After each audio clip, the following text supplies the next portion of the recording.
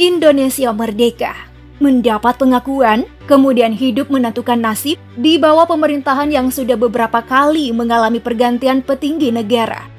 Banyak yang mengakui kemerdekaan Indonesia, termasuk Swedia. Ya, walaupun Swedia mengakui kemerdekaan Indonesia di tahun 1949. Setelah mengakui kemerdekaan Indonesia, hubungan baik pun perlahan dijalin. Hubungan diplomatik antara Indonesia dan Swedia dibangun tahun 1950. Biar lebih akrab nih, didirikanlah kedutaan-kedutaan besar di masing-masing ibu kota negara. Presiden Soekarno lah yang pertama kali mengunjungi Swedia tepat tanggal 3 hingga 5 Mei di tahun 1959. Hubungan Indonesia-Swedia memang merujuk pada hubungan bilateral. Berbalas kunjungan antar orang nomor satu dari kedua negara ini tentu saja sebagai bentuk saling menghargai dan membangun kemitraan yang terus berlanjut hingga kini. Masih ingat peristiwa tsunami Aceh?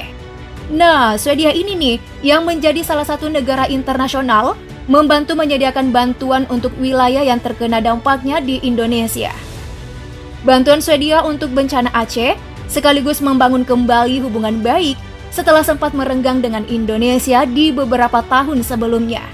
Hal itu terjadi sekitar tahun 80-an hingga 90-an, sejumlah pemimpin separatis Gerakan Aceh Merdeka atau GAM yang bermukim di Swedia dan menjadikan Stockholm sebagai basis luar negeri mereka untuk menggalang dukungan dan pengakuan internasional.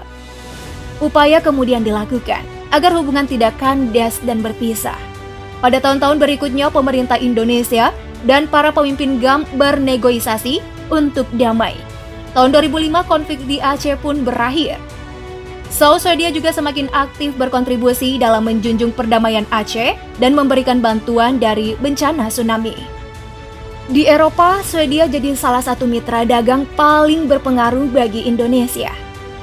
Indonesia dan Swedia menyepakati kerjasama dalam beberapa bidang dengan program bernama Sweden Indonesia Sustainability Partnership atau SISP. Program kerjasama ini sudah disepakati mencakup 5 bidang, yakni pembangunan berkelanjutan dan penciptaan lapangan kerja, transportasi cerdas, energi terbarukan, ekonomi biru, dan industri 4.0. Selain itu, kedua negara juga mengakui pentingnya kerjasama untuk transisi hijau dan pemulihan pasca COVID-19 ini.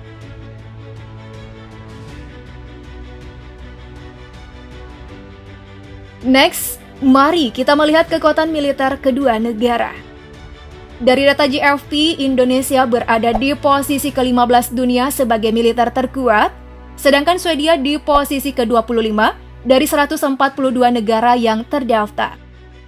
Jumlah prajurit aktif yang dimiliki negeri kita ini sebanyak 400.000 personil aktif, 400.000 personil cadangan, dan 280.000 paramiliter.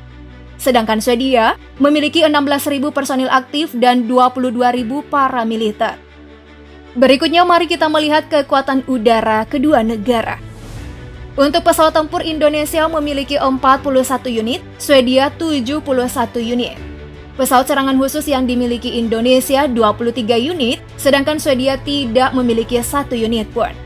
Pesawat misi khusus Indonesia 17 unit, sedangkan Swedia hanya 4 unit. Pesawat pelatih Indonesia 126 unit, sedangkan Swedia 69 unit.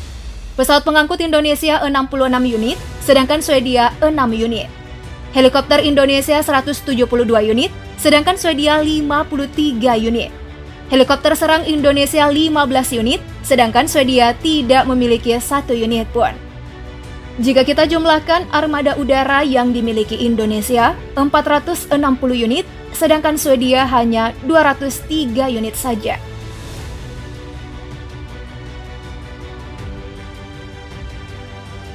Next, mari kita lihat kekuatan darat dari Indonesia dan Swedia. Untuk kendaraan lapis baja, Swedia memiliki 3.371 unit, sedangkan Indonesia 1.444 unit. Untuk tank, Swedia 121 unit, sedangkan Indonesia 314 unit. Artileri gerak Swedia 48 unit, sedangkan Indonesia 153 unit. Artileri derek Swedia tidak memiliki 1 unit pun, sedangkan Indonesia sudah memiliki 412 unit. Lagi-lagi proyektor roket tidak dimiliki oleh Swedia, sedangkan Indonesia memiliki 63 unit. Nah, di sektor darat Swedia ternyata mengungguli Indonesia dengan 3.540 unit, sedangkan Indonesia sebanyak 2.386 unit saja.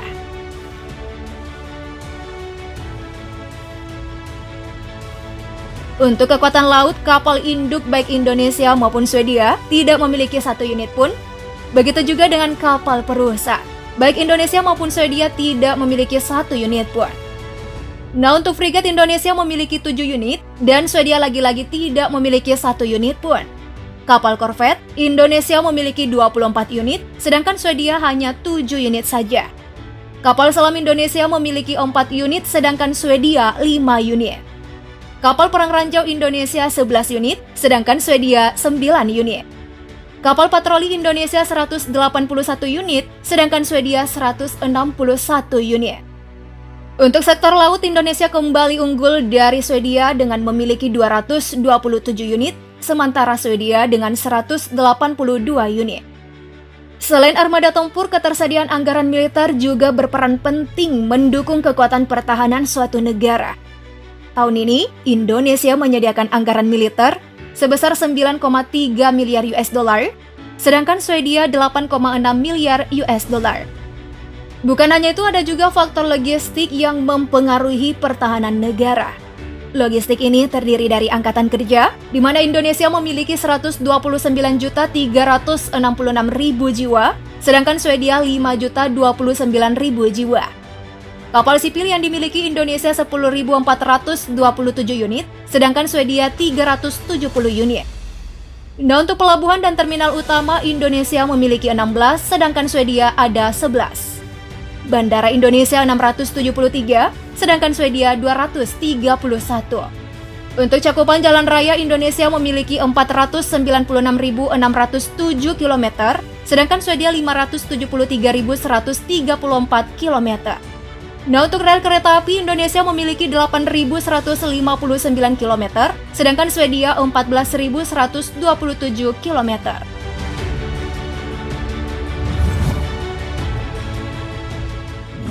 Itulah kekuatan militer Indonesia versus Swedia. Untuk Swedia, erat terus ya hubungan kita. Cukup niatan untuk memihak ke NATO dan bikin pusing Rusia aja. Jangan sampai merenggang dengan Indonesia. Yuk Technolovers, komen di bawah, like dan share juga video ini. Thank you for watching.